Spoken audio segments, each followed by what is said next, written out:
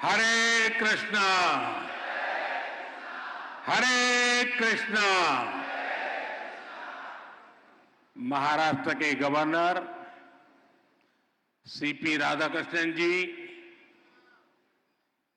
यहां के लोकप्रिय मुख्यमंत्री श्री देवाभाऊ, उप मुख्यमंत्री एकनाथ शिंदे जी, श्रद्धेय गुरुप्रसाद स्वामी जी, हेमा मालिनी जी, सभी सम्मानित अतिथि, भक्तगण, भाई और बहनों, आज ज्ञान और भक्ति की इस महान धरती पर इस्कॉन के प्रयासों से श्री श्री राधा मदन मोहन जी मंदिर का उद्घाटन हो रहा है।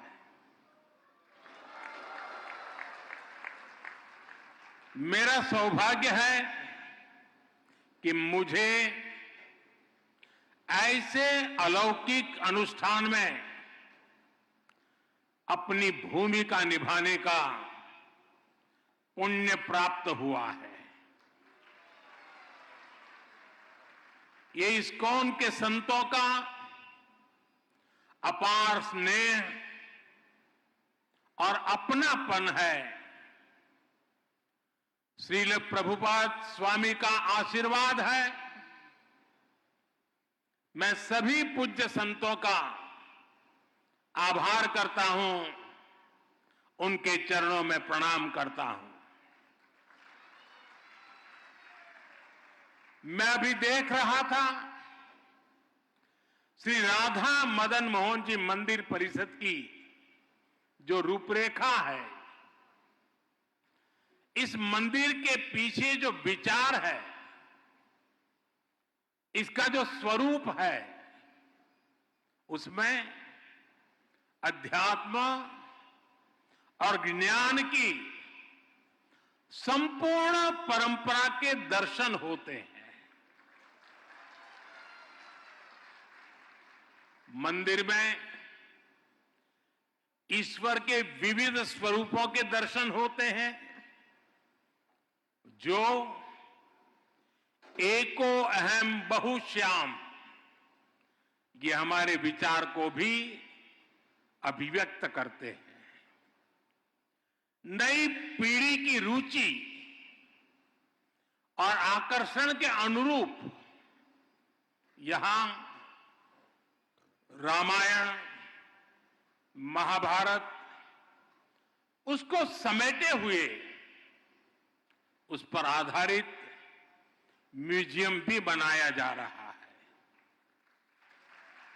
यहां वृंदावन के 12 जंगलों पर आधारित एक उद्यान भी विकसित किया गया है। मुझे विश्वास है ये मंदिर परिसर आस्था के साथ साथ भारत की चेतना को भी समृद्ध करने का एक पुण्य केंद्र बनेगा। मैं इस पुनीत कार्य के लिए इस्कॉन के सभी संतों और सदस्यों को और महाराष्ट्र के लोगों को बहुत बहुत बधाई देता हूं। साथियों, आज इस मौके पर मुझे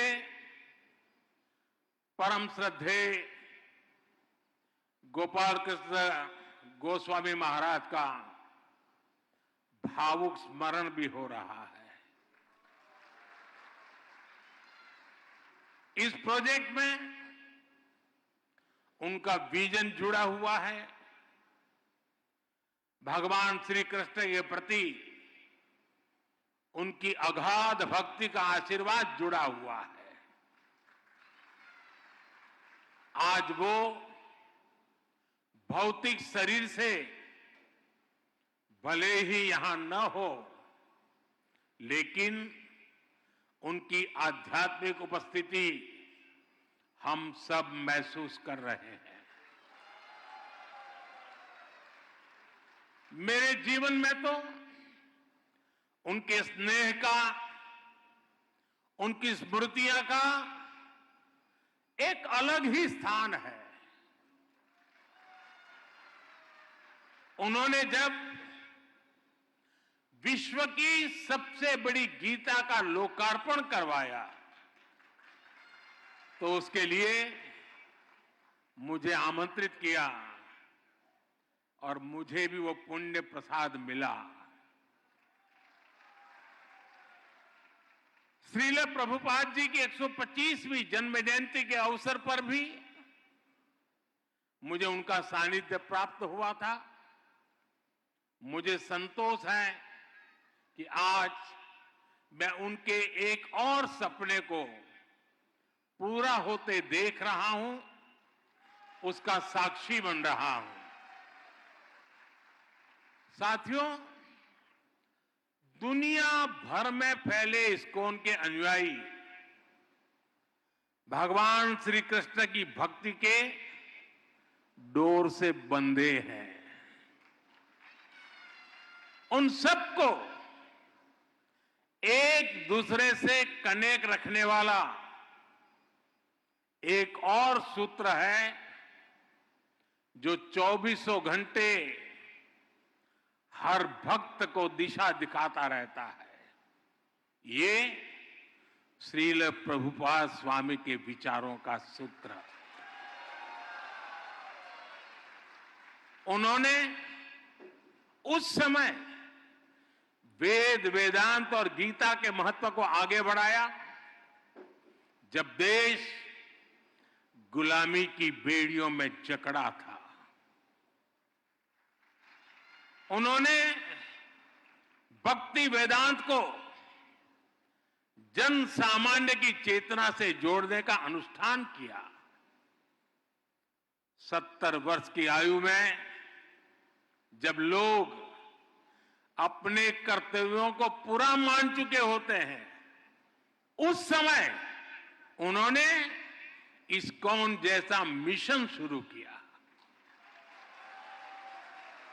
इसके बाद उन्होंने लगातार दुनिया भर का भ्रमण किया, श्री कृष्ण के संदेश को दुनिया के कोने कोने में ले गए।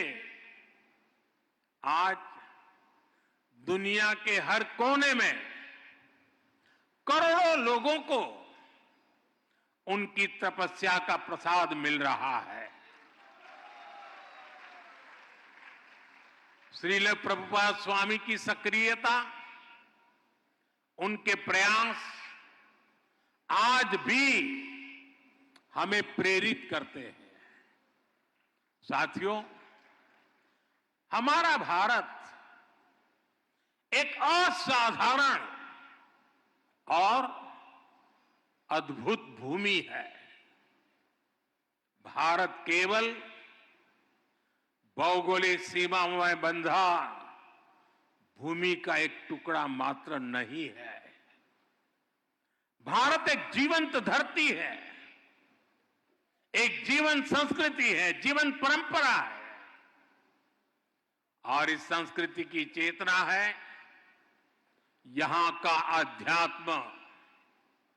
इसलिए यदि भारत को समझना है तो हमें पहले आध्यात्म को आत्मसात करना होता है। जो लोग दुनिया को केवल भौतिक दृष्टि से देखते हैं, उन्हें भारत भी अलग अलग भाषा और प्रांतों का समूह नजर आता है। लेकिन जब आप इस सांस्कृतिक चेतना से अपनी आत्मा को जोड़ते हैं, तब आपको भारत के विराट रूप के दर्शन होते हैं। तब आप देख पाते हैं सुदूर पूरब में बंगाल की धरती पर चैतन्य महाप्रभु जैसे संत अवतरित होते हैं। पश्चिम में महाराष्ट्र में संत नामदेव, तुकाराम और ज्ञानदेव जैसे संतों का अवतरण होता है। चैतन्य महाप्रभु ने महावाक्य मंत्र जन जन तक पहुंचाया। महाराष्ट्र के संतों ने राम कृष्ण हरि के मंत्र से आध्यात्मिक अमृत बांटा। संत ज्ञानेश्वर ने ज्ञानेश्वरी गीता के जरिए भगवान कृष्ण के गुण ज्ञान को जनसुलभ बनाया। इसी तरह श्रील प्रभुपाद जी ने इस्कॉन के माध्यम से गीता को लोकप्रिय बनाया। गीता की टीकाएं प्रकाशित कर उसकी भावना से लोगों को जोड़ा। अलग अलग स्थानों पर जन्मे ये सभी संत अपने अपने तरीके से कृष्ण भक्ति की धारा को गति देते रहे हैं। इन संतों के जन्म काल में वर्षों का अंतर है। अलग अलग भाषा, अलग अलग पद्धति है, लेकिन बोध एक है, विचार एक है, चेतना एक है। सभी ने भक्ति के प्रकाश से समाज में नए प्राण फूके, उसे नई दिशा दी, अविरत ऊर्जा दी। साथियों, आप सभी परिचित हैं, हमारी आध्यात्मिक संस्कृति की नींव का प्रमुख आधार सेवा भाव है। आध्यात्मिकता में जनार्दन सेवा और जन सेवा एक हो जाते हैं। हमारी आध्यात्मिक संस्कृति साधकों को समाज से जोड़ती है, उनमें करुणा की भावना पैदा करती है। ये भक्ति भाव उन्हें सेवा भाव की ओर ले जाता है। दातव्यमिति यद्दानम दीयते अनुपकारिणे देशे काले च पात्रे च तद्दानम सात्विकम स्मृतम। श्री कृष्ण ने हमें इस शोक में सच्ची सेवा का मतलब बताया है। उन्होंने बृहद सुंदर तरीके से समझाया है कि सच्ची सेवा वही है जिसमें आपका कोई स्वार्थ ना हो। हमारे सभी धार्मिक ग्रंथों और शास्त्रों के मूल में भी सेवा भावना है। इस्कॉन जैसी इतनी विराट संस्था भी इसी सेवा भावना से काम करती है। शिक्षा, स्वास्थ्य और पर्यावरण से जुड़े कितने ही काम आपके प्रयास से होते हैं। कुंभ में इस्कॉन सेवा के कई बड़े कार्य कर रहा है। साथियों, मुझे संतोष है कि हमारी सरकार भी इसी सेवा भावना के साथ पूरे समर्पण से लगातार देशवासियों के हित में काम कर रही है। हर घर में शौचालय बनवाना, हर गरीब महिला को उज्ज्वला का गैस कनेक्शन देना, हर घर तक नल से जल की सुविधा पहुंचाना, हर गरीब को 5 लाख रुपए तक मुफ्त इलाज की सुविधा देना, 70 वर्ष की आयु से ऊपर के हर बुजुर्ग को इस सुविधा के दायरे में लाना, हर बेघर को पक्के घर देना, ये इसी सेवा भावना के साथ, इसी समर्पण भाव के साथ किए गए कार्य हैं जो मेरे लिए हमारी महान सांस्कृतिक परंपरा का प्रसाद है। सेवा की यही भावना सच्चा सामाजिक न्याय लाती है, सच्चे सेक्युलरिज्म का प्रतीक है। साथियों, हमारी सरकार कृष्णा सर्किट के माध्यम से देश के अलग अलग तीर्थों, धार्मिक स्थानों को जोड़ रही है। इस सर्किट का विस्तार गुजरात, राजस्थान, हरियाणा, उत्तर प्रदेश और उड़ीसा तक है।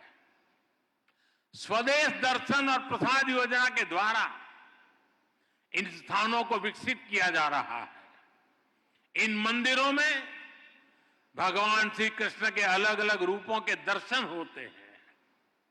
कहीं वो बाल रूप में दिखते हैं तो कहीं उनके साथ राधा रानी की भी पूजा होती है। किसी मंदिर में उनका कर्मयोगी स्वरूप दिखाई देता है तो कहीं राजा के रूप में उनकी पूजा की जाती है। हमारा प्रयास है कि भगवान श्री कृष्ण के जीवन से जुड़े अलग अलग स्थलों तक पहुंचना और मंदिरों के दर्शन करना आसान हो। इसके लिए विशेष ट्रेनें भी चलाई जा रही है। इस्कॉन भी कृष्ण सर्किट से जुड़े आस्था के इन केंद्रों पर श्रद्धालुओं को लाने में जरूर सहयोग कर सकता है। मेरा आपसे आग्रह है कि आप अपने सेंटर से जुड़ने वाले सभी भक्तों को भारत में कम से कम 5 ऐसे स्थानों पर जरूर भेजें। साथियों, पिछले 1 दशक में देश में विकास और विरासत को एक साथ गति मिली है। विरासत से विकास के इस मिशन को इस्कॉन जैसी संस्थाओं का महत्वपूर्ण सहयोग मिल रहा है। हमारे मंदिर या धार्मिक स्थल तो सदियों से सामाजिक चेतना के केंद्र रहे हैं। हमारे गुरुकुलों का शिक्षा और कौशल विकास को बढ़ावा देने में अहम योगदान रहा है।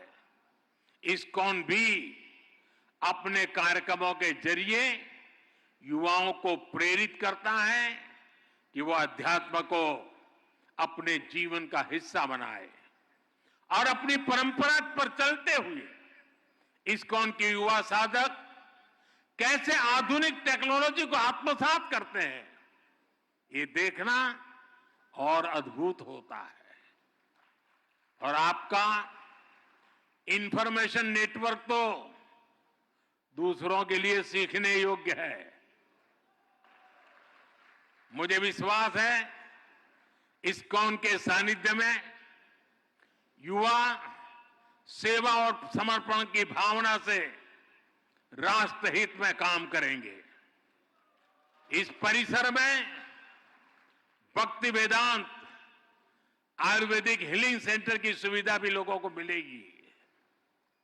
और मेरा तो मत है, दुनिया के लिए मैंने हमेशा संदेश दिया है, हील इन इंडिया।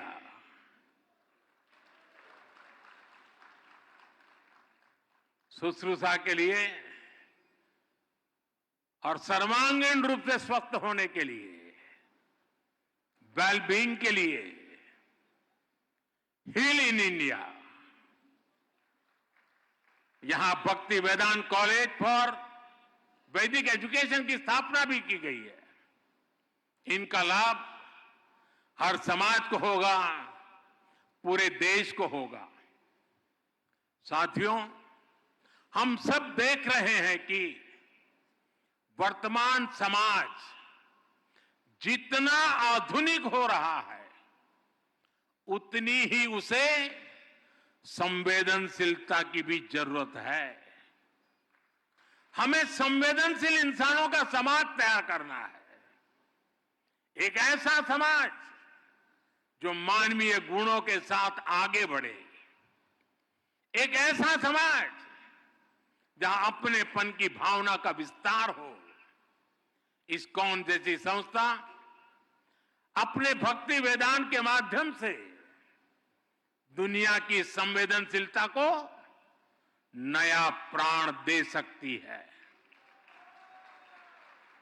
आपकी संस्था अपनी क्षमताओं का उपयोग कर पूरी दुनिया में मानवीय मूल्यों का विस्तार कर सकती है। मुझे विश्वास है कि प्रभुपाद स्वामी के आदर्शों को जीवंत बनाए रखने के लिए इस्कॉन के महानुभाव इसी तरह हमेशा तत्पर रहेंगे। मैं एक बार फिर राधा मदन मोहन मंदिर जी के लिए पूरे इस्कॉन परिवार को, सभी देशवासियों को बहुत बहुत बधाई देता हूं। आप सबका बहुत बहुत धन्यवाद। हरे कृष्णा, हरे कृष्णा, हरे कृष्णा।